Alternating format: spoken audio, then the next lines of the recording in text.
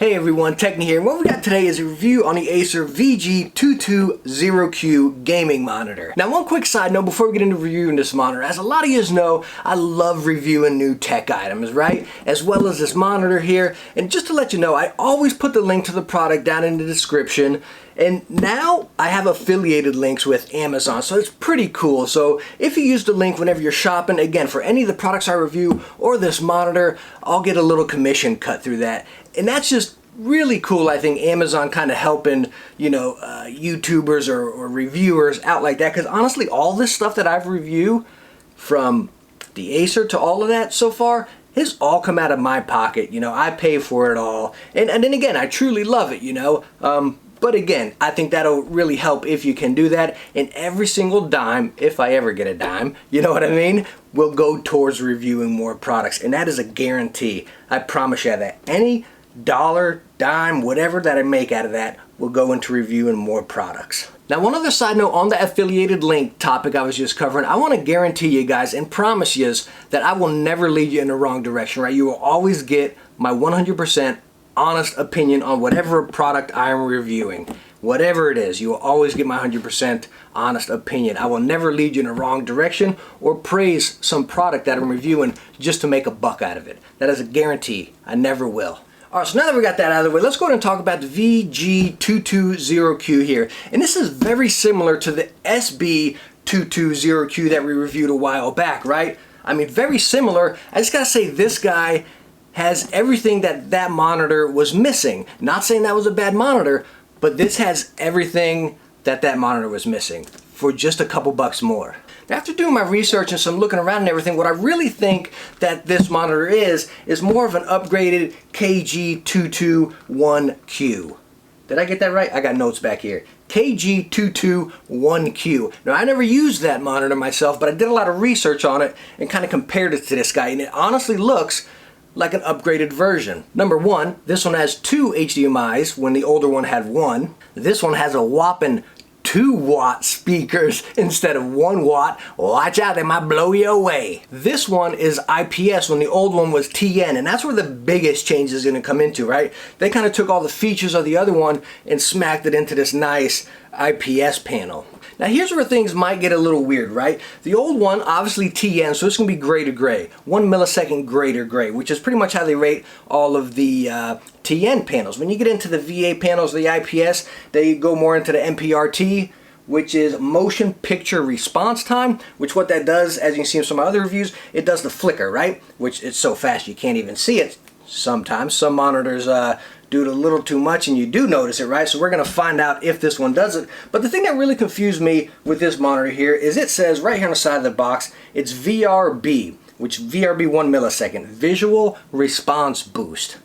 And when I looked online, what that does is it says it's the visual response boost to create the effect that it has 1 millisecond MPRT. So again, the thing you're going to have to catch right there is where they stated, Acer, I'm reading on Newegg and everything, where they said it creates that effect of the 1 millisecond MPRT. So anyways, we can read about it all day long and everything, right? But what we're going to have to do is really test it out and see how it looks for ourselves. But first, what I like to do is pop this bad boy open and show you what comes in the box. Alright, so what we get in the box is our power cord, 3.5 millimeter speaker wire, since these guys have onboard speakers. You get a VGA cable. You get your stand, which is a really cool stand. You see it has the red, and it's a little bit darker red. It's not a really bright red.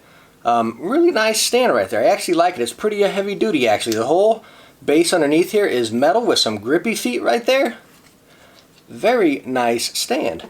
Then you have your arm or neck, whatever, right here. And then of course you have the monitor, which I'll do a complete shot of this here in a minute, showing you the whole thing once you get the stand on. But I wanted to show you your connectors and everything underneath here. Right here you have your power connector where your power cord is going to go. This is where your monitor stand is going to slide into. You have HDMI 1, HDMI 2, your VGA in, you have an audio in, which will control your speakers for the monitor, which are going to come out from here and over here.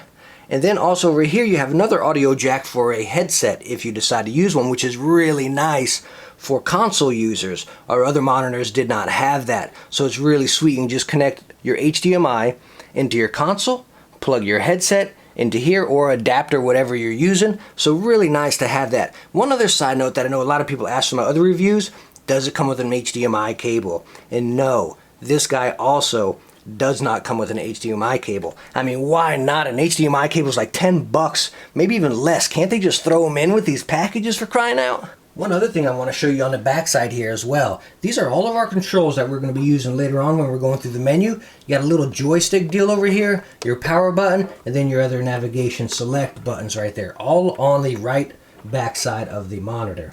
Now, as you can see on the back side of the monitor here, we have these 4 screw holes on the back by the logo, so it is VESA mountable if you decide to do that.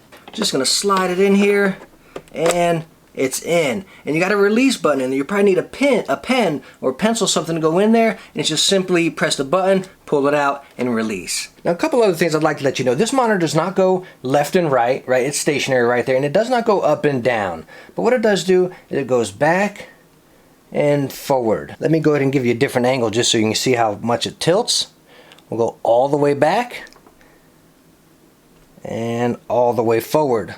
So plenty of tilt. And as you can see right here, it does have the Acer Zero frame, so it is frameless. You got the little bezel on the bottom with the logo, but the rest around it is frameless right there. Now, even the back of it here looks so nice. The lines, the real sharp lines with the logo and the stand.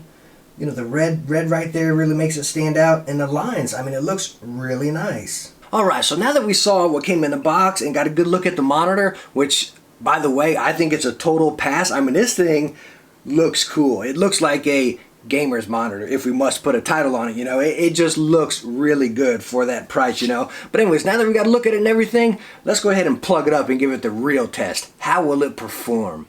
Alright, what I'd like to show you now is the menu system within the monitor. I'm going to be using those keys that we talked about on the back right there. We had our 4 buttons back there, as well as our joystick. Now, one of them was the power button, obviously. And just real quick, as you can see on the side over here, the first button up there will be information with your serial number and model, this, that, and the other.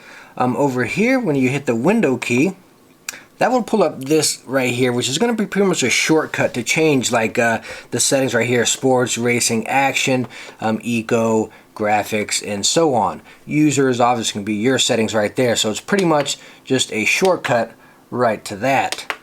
So let's go on and get back to our menu, and then X, which is be the last button down here on the side, that's just going to close out your menu right there. So anyways, obviously right here in picture, you can adjust all of your sharpness, your brightness, your contrast, all of that basic picture stuff. You got black, boost.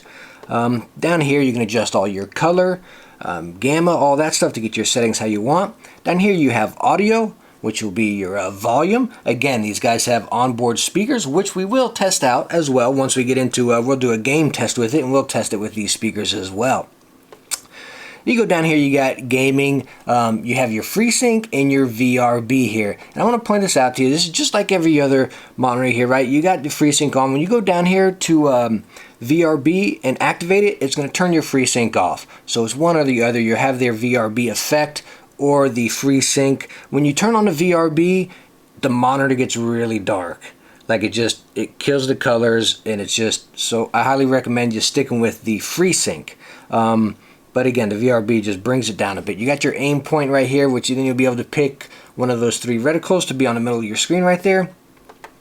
Down here, we have the operating system, where you can adjust that with your time, transparency. You can put the refresh number up on your screen, so while you're gaming, you can see what you're getting right there.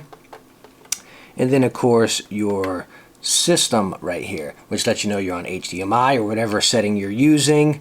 HDMI black level. Hotkey, what that's going to be, let me go on and back out of here and show you. So anyways, those keys over there, the hotkey is that. So when you press one of them, this comes to brightness. Let me get out of here and press the other one. And this is going to go into your input. Obviously I have mine on auto source, and it'll just automatically detect what you're on, but you can customize those 2 right there on the back side. So if you want to put it to whatever you want, whether it be volume and mute or whatever it may be, So that's pretty nice that you can customize that right back there.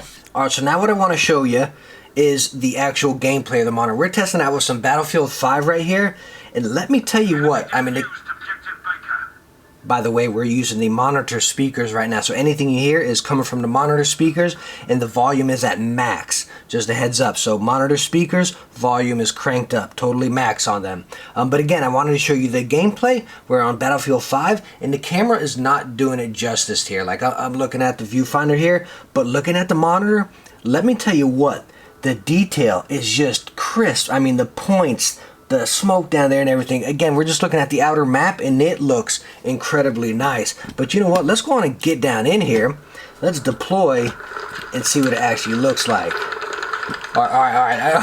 I'm going to stop right here. Let me just tell you right off the bat, the speakers are garbage. With all that hocus pocus that VRB and, you know, Samsung does it as well. I think it's called smooth motion. My LG monitors, which I absolutely love, those guys have some funky name as well, which brings it down to the 1 millisecond. And I think, you know, I think that stuff is just mumbo jumbo to create a fake image on there. I don't even use it on my LG monitors, and I also don't use it on my Samsung TVs either. And I think on here, I don't like it. When you put it onto the FreeSync, it looks fantastic. And again, on my other monitors, I use FreeSync as well. So I think the same thing goes with this. Keep it on FreeSync. Don't mess with that other mode.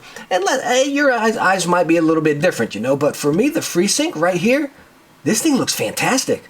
I mean, it looks absolutely amazing. Like, I am shocked on how good this looks. I mean, the colors are just vibrant.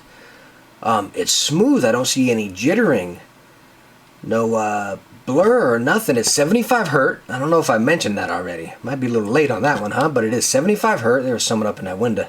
Now, I gotta tell you, I was incredibly shocked with this monitor. When I started gaming and fired up Battlefield there, tested out with some other games as well, from some Overwatch to Apex Legends, Far Cry 5 was one of the other ones, and they all looked absolutely amazing. Now, I am gaming on a Vega 64, so I'm topping it out, and with the FreeSync and everything, I mean, it looked absolutely beautiful. I was incredibly shocked on how good it looked. But it does have that matte screen, if you know what I mean. Like, I got another IPS panel, LG one, a pretty nice one, and it doesn't have this matte coating on it, and I just can't stand it. Like, if you're gaming or something and you're looking into it, like you get into a dark moment, all you're going to see is your reflection, or your RGB from your mouse or keyboard is going to reflect off it. So it's really nice that it has this little coating on it where it looks kind of matte. Kind of looks like what a TN panel would look like on the outside rather than it being glossy, which again, this is the way to go with the matte finish. So quick recap on the Acer Nitro VG series monitor. We have the VG220Q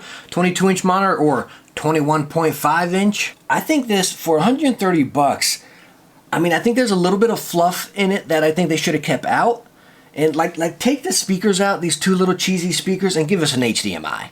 I think that would have been fantastic, right? But I mean, other than that, the stand is fantastic. The bezel-less zero frame looks great. The back of it looks awesome. It's VESA mountable. So all in all, Techne's take, I give it a win. I honestly do. I truly give it a win. Like, I was completely shocked at 130 bucks. That's regular MSRP. That's not even on sale. Playing the games, and even just right now, just looking at it like this, I mean, it's sharp. It has everything from the SB220Q that we reviewed before. That was 89 bucks. It has everything that was missing. This has those little tidbits, you know, with the headphone jack and a VESA and all that. And then it looks really cool. It has the gamer monitor style to it. I think it's a complete win. I mean, if you can find this guy on sale too, I think you'll be very happy with it. But anyways, everyone, thank you so much for watching this one. I do highly appreciate it. Again, I will have the link for this monitor down in the description there. But I truly, truly appreciate you watching this one. If you liked it, hit that thumbs up and subscribe for some future videos. Hey, I'll catch you in the next one. Bye now.